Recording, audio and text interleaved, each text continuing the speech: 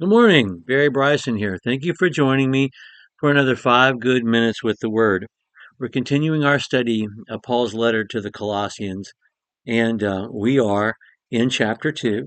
And last time we were together, we talked about verses 8 through 10, how he'd already said earlier in the chapter that all knowledge and all mystery, the treasures of all wisdom, are contained in Jesus. Then in verses 8 through 10, he says, all that is God, everything that's divine, is contained in Jesus in bodily form, which is a mind blowing concept. It absolutely mind blowing that God Himself, who is bigger than the universe, bigger than 1,000 universes, 10,000 universes, can be contained in the body of Jesus is just something that we cannot wrap our minds around. But the the the the conclusion is that if this is so, then we're also complete in Jesus Christ. Um, and in verse 10 he talks about Jesus having all rule and authority, which he's going to continue. He's going to continue that thought along with how we are changed in Jesus Christ through verse 15. So let's read that. In him you have been made complete, and he is the head over all rule and authority. And in him you were also circumcised with a circumcision made without hands, the removal of the body of the flesh by the circumcision of Christ, having been buried with him in baptism, in which you were also raised up with him through faith in the working of God, who raised him from the dead.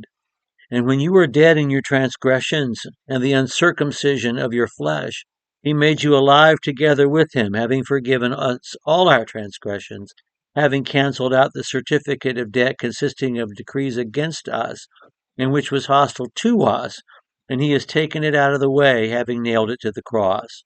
When he had disarmed the rulers and authorities, he made public display of them, having triumphed over them through him. Okay, there's just there's so much here.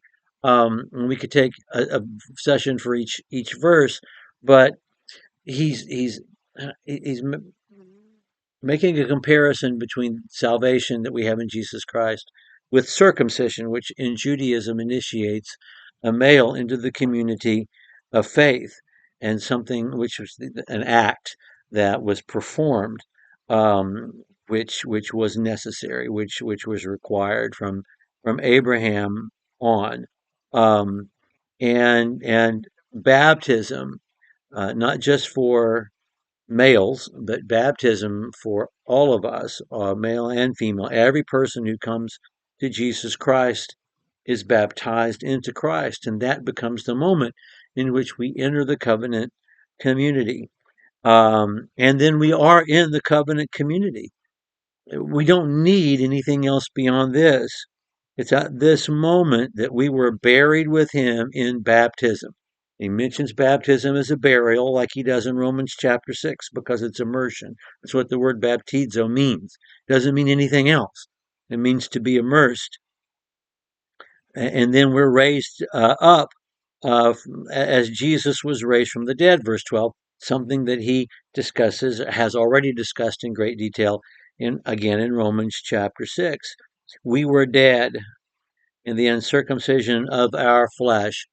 Now, he uses the word flesh, and he's meaning our physical bodies with uh, all the imperfections, and it's inside with our physical bodies, as we're in our physical bodies, that we commit these sins, and Jesus is taking away that from us, that sin from us. And then he talks about the writings and the decrees that were against us. I've heard this often um, applied to the outsider status that the law assigns to the Gentiles. But he says us, and he's a Jew. I think it's everything. It's not just those, but the law itself. The point that he'll make in the book of Romans that none of us can live up to God's law. The Jews who had a special law from God couldn't live up to that special law. The Gentiles, that had a more general law, couldn't live up to that more general law. There's no one righteous, no, not one. But Jesus addresses all this whenever he saves us at our baptism. He could not be clearer than he is in these verses. And he also, again, doubles up. We have these doublets throughout. He doubles up on the fact that Jesus is in control. He is in charge of everything.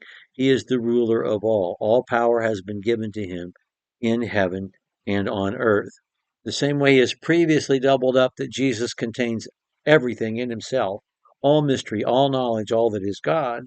He's doubling up on reminding us that Jesus is in charge of everything. He has control of everything. Okay, there's a therefore in verse 16. He's going to apply these facts to their situation, and we'll pick up there next time. Thank you for joining me for another 5 good minutes with the Word.